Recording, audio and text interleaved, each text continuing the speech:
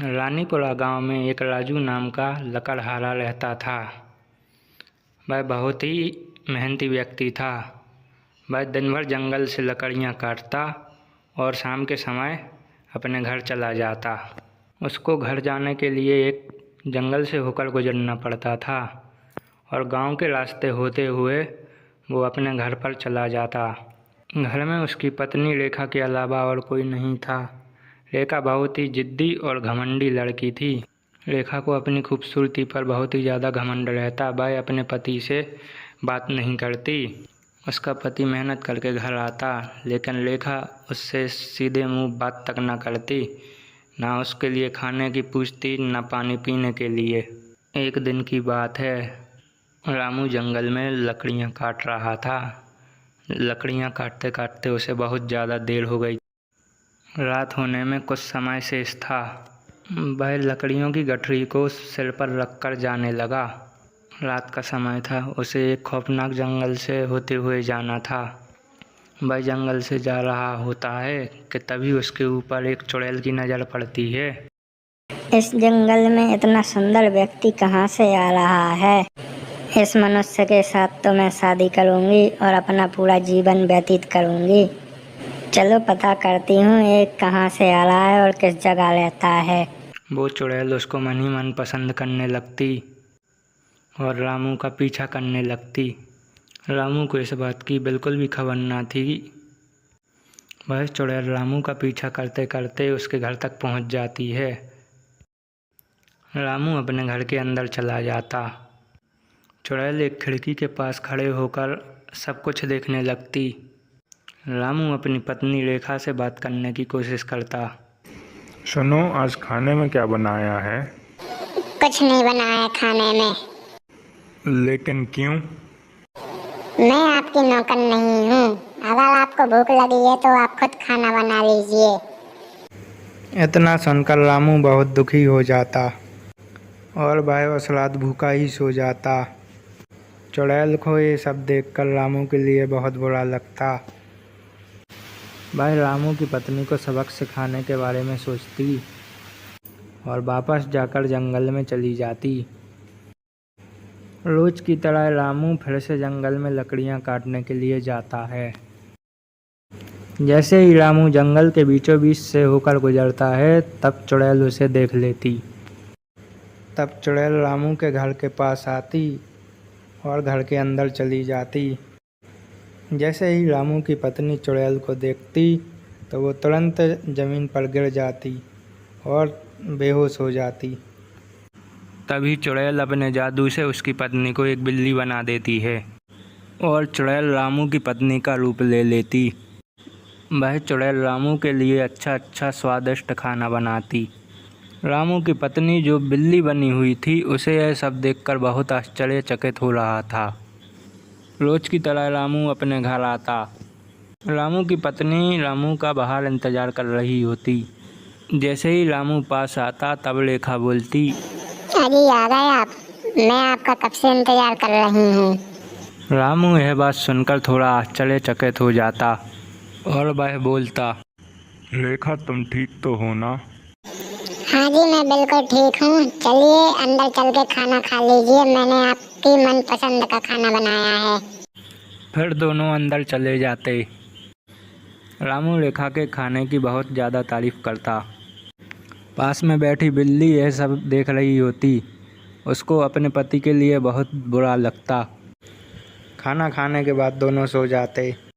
रात का समय होता। चुड़ैल अपने असली रूप में वापस आ जाती और वह घर के बाहर जाने लगती। वह चुड़ैल बिल्ली से कहती, तुम्हारा पति मेरे साथ बहुत खुश है। तुमने कभी अपने पति की अच्छाइयों को पहचाना ही नहीं। अब मैं तुम्हारे पति का हमेशा ख्याल रखूंगी। चुड़ैल की बात सुन के रामू की पत्नी को बहुत बुरा लगता और वह अपने पति को याद करने लगती। रामू की पत्नी का घमंड चकनाचूर हो जाता है और चुड़ैल रामू की पत्नी बनकर वापस सो जाती। अगली सुबह रामू वापस जंगल में लकड़ी काटने के लिए जाता कि तभी उसे याद आता कि वह अपनी कुल्हाड़ी लाना भूल गया। रामू वापस घर की ओर चला जाता। वो चुड़ैल खुद को एक आईने में देख रही होती है, तभी उसका पति रामू वहाँ आ जाता। रामू कहता है कि तुम कौन हो और मेरी पत्नी कहाँ है? मैं एक चुड़ैल हूँ और मैं तुमसे बहुत प्रेम करती हूँ। मैंने तुम्हारी पत्नी को एक बिल्ली बना दिया। तुमने ऐसा क्यों किया? मेरी पत्नी को वापस ठीक कर दो पहले जैसे। मैं ऐसा नहीं करूँगी, तुम्हारी पत्नी तुम्हारे लिए बहुत परेशान करती। मैं अपनी पत्नी से बहुत प्रेम करता हूँ, कृपया करके मेरी पत्नी को ठीक कर दीजिए। इतना सुनकर चुड़ैल रामू की पत्नी को ठीक कर देती और चुड़ैल वापस जंगल चली जाती। रामू और लेखा अब दोनों खुशी खुशी रहने लगते। श्यामपुर गांव में एक घर था जहां सालों से कोई नहीं रहता था, लेकिन उस घर के सामने गांव के सारे लोग अपने अपने घर से रोटियां लाकर रखते हैं और थोड़ी ही देर में वो रोटियां गायब हो जाती है।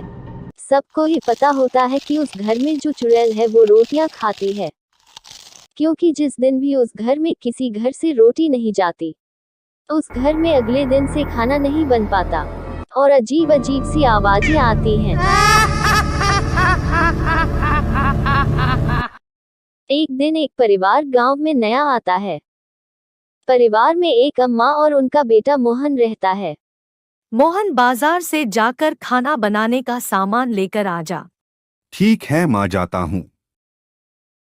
और मोहन सामान लेकर आता है और माँ खाना बनाने में जुट जाती है। वो लोग गांव में नए रहते हैं और उन्हें कोई बताता भी नहीं है कि उनको उस घर के सामने रोज रोटी रखना है।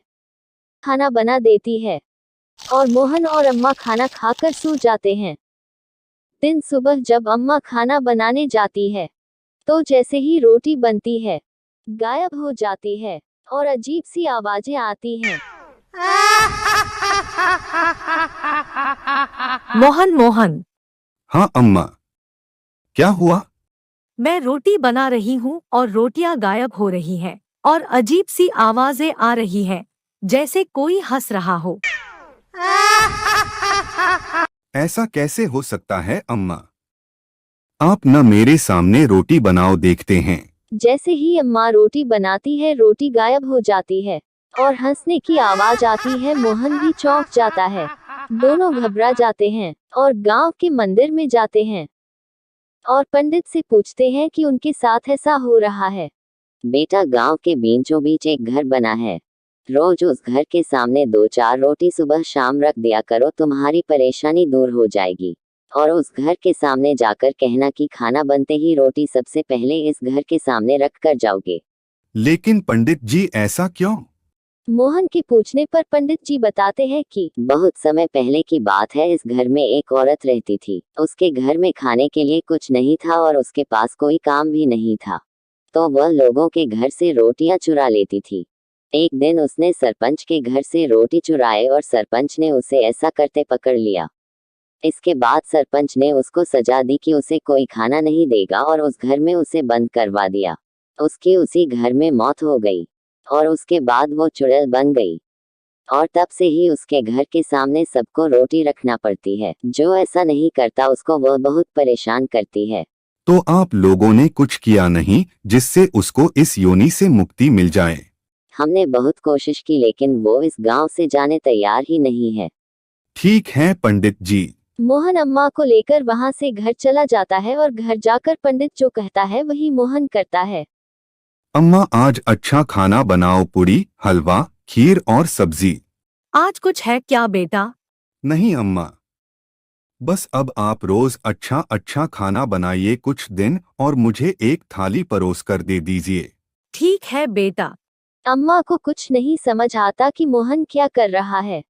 आप परेशान मत हो अम्मा, सब ठीक है। मैं ये खाना इसलिए बनवा रहा हूँ कि जब हम रोटी वाली चुड़ैल को ये खाना खिलाएंगे तो उसको कितनी खुशी होगी। हाँ बेटा।